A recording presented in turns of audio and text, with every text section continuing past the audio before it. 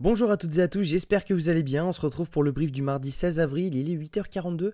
Aujourd'hui, on va parler donc des news économiques, du ratio long and short, du funding, open interest, des liquidations. On regardera ce que font les whales en finissant par l'analyse technique et en passant également par les trades que j'ai pris hier en vous les partageant sur la vidéo qui est sortie hier et également un autre directement sur le Discord, sur le canal Discord qui est 100% gratuit.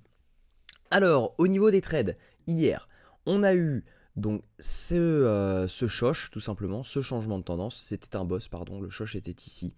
Donc on a eu un changement de tendance et ensuite une confirmation de changement de tendance. Et derrière, ce qu'on a fait, c'est tout simplement, on est allé rechercher cette trendline, donc qu'on avait ici. Je vous l'avais dit, hein, au moment où on casserait, on reviendrait la toucher pour pouvoir sans doute avoir une entrée. Eh bien, c'est ce qu'on a fait. Nous sommes donc revenus en zone OTE. On le voit juste ici. On a également rebondi sur la trend et on n'a pas fait de plus haut par rapport à ici. Donc c'était super intéressant de reprendre ce trade. Donc moi, ce que j'ai fait, c'est que j'ai pas été gourmand sur mon TP parce qu'en fait, on aurait tout simplement pu rebondir juste ici, étant donné que c'était la zone OTE de ce mouvement-ci. Si jamais on se met là, voilà. En gros, moi j'ai voulu TP ici parce qu'on aurait très bien pu rebondir. D'ailleurs, on avait rebondi, on le voit au mèche. On a rebondi juste ici et ça aurait pu repartir. Et c'est ce qui m'a un peu effrayé, on va dire, sur le TP. Donc j'ai préféré voilà, le TP. Donc c'était un TP, j'avais dit 1 sur le Discord, mais en fait c'était 1,84. Donc plutôt pas mal. Et là, je suis re-rentré en longue étant donné qu'on est dans la zone OTE de tout le mouvement haussier, étant donné tout simplement qu'on a fait un shosh juste ici, en faisant un plus haut, ici on a fait un boss, et derrière on revient dans la zone OTE de tout le mouvement, donc ça je peux le supprimer, ça va être plus lisible, voilà, et en fait si jamais vous prenez un retracement de Fibonacci que vous placez le plus bas, le plus haut, vous tombez là-dessus, et derrière on est rentré parfaitement là-dessus, on a mèche là-dessous, donc ça c'est super intéressant. Alors non, on a mèche sur les perps, pas sur le... Ah voilà, c'est bien ce que je me disais. On a mèche dessous, donc c'est bien ce que je disais. Donc clairement, super intéressant comme trade. Je pense que on peut remonter et revenir maintenant casser cette trendline, parce que vous allez voir les datas qui sont sorties. Je vous avais dit hier, je ne tenterai pas le long si jamais on y va, mais finalement les datas sont trop belles. Elles vont trop dans notre sens pour pouvoir rater ce trade. Donc on va voir ça ensemble. Au niveau des news économiques, on a eu le PIB chinois à 4h du matin qui a été plus que positif. On s'attendait à 4,8%, on a eu 5,3%, donc c'est très bon pour eux. Donc leur économie va très très bien. On a à 19h15 un discours de Powell, donc président de la Fed. Normalement, ça devrait pas mal impacter le consensus de la prochaine réunion FOMC parce que il va parler forcément de la guerre, des choses comme ça. Donc ça va avoir un impact direct sur un peu toutes les datas et il va falloir l'avoir à l'œil. Au niveau du ratio long and short, on est sur 68%, 31% de short. Donc clairement, ça n'atteste pas ce qui se passe en général sur les marchés, donc ce qui se passe sur Binance, parce que tout simplement on n'a pas ces datas-là. Donc quand on regarde les fundings, donc ce qui se passe sur Binance, c'est un autre monde, parce que quand on regarde les fundings, nous les fundings ils étaient négatifs ici, tout le monde était sorti, ok. Et quand les fundings sont négatifs, en général, il y a toujours plus de short que de long sur le marché.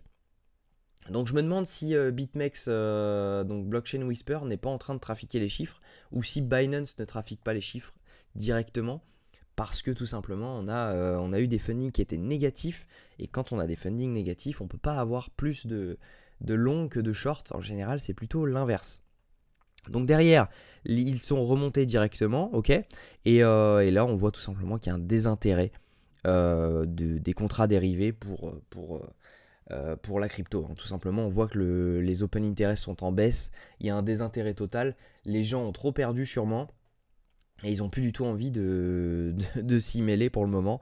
Donc au moment où on reverra des remontées, ça nous attestera vraiment des mouvements à venir, mais voilà, pour le moment c'est que des baisses, et ça n'atteste rien du tout pour le moment, à part si on regarde les liquidations, on voit qu'il y a des liquidations qui sont à la hausse.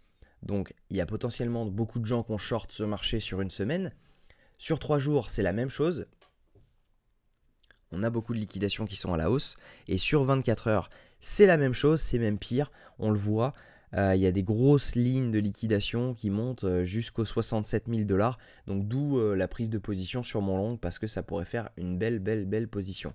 En revanche, petit point négatif, on a les retails qui achètent. Donc ça y est, ils ont pris la décision d'acheter. Pendant que les whales sont en train de vendre, ok, et pendant que les micro-whales sont également en train de vendre. Donc ça, c'est une data qui est un peu négative pour nous, parce que si les retails achètent, ok, d'accord, ça va faire ça, mais bon, à chaque fois que les whales vont vendre, on va refaire ça. Donc à voir, mais voilà. Faut bien avoir en tête cette information. Et si jamais on regarde techniquement, hein, on a cette trendline, à mon avis, on peut s'attendre à venir, hop, ça, ce qui serait bien en fait tout simplement, c'est de venir chercher, donc ça je vais l'enlever, ça va être plus propre, on va recommencer. Ce qui serait cool, c'est de venir, donc juste ici, faire un plus haut ici, ça serait vraiment intéressant parce que du coup on pourrait repartir étant donné qu'on a méché là-dessous et derrière on peut repartir parce que ça nous redonne une tendance haussière.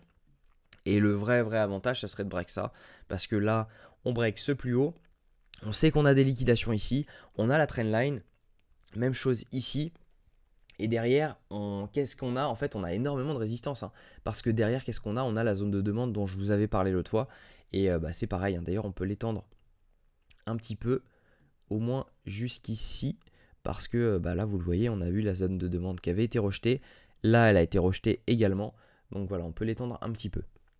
Donc il faudra voir comment ça se passe dans cette zone parce qu'on n'est pas à l'abri non plus de faire quelque chose comme ça et repartir complètement. Donc il va falloir faire attention, mais pour le moment, moi je pense qu'on peut avoir une journée très bullish. Donc voilà, pour le moment je suis confiant sur mon trade. Je vous tiendrai informé directement sur le Discord, il est 100% gratuit pour rappel. Le lien est en description, donc n'hésitez pas à le rejoindre. Si cette vidéo vous a plu, je vous invite à liker, commenter et vous abonner. On se retrouve demain à la même heure pour une nouvelle vidéo. Prenez soin de vous.